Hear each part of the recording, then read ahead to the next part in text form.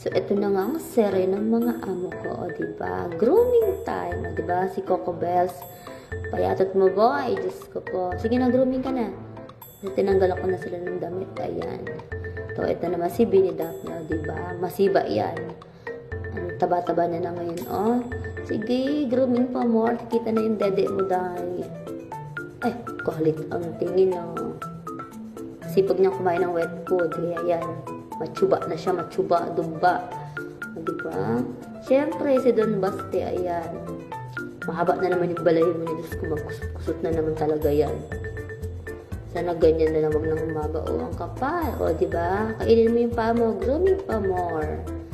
Mga nilalamig na yan, kaya na dyan sa kamang aga-aga pa. Sarap ng higa, o. Ang lapad-lapad, o. Kanya-kanya ng ano yan. Ng grooming. Si Coco nasa comforter nakatambay eh. Diba? Sige lang, mag-grooming lang kayo dyan. Maya-maya matulog na kayo. Nakakaya naman sa inyo. Diba? Wala sila mga pakailang. Busy. Sige, Coco Bells.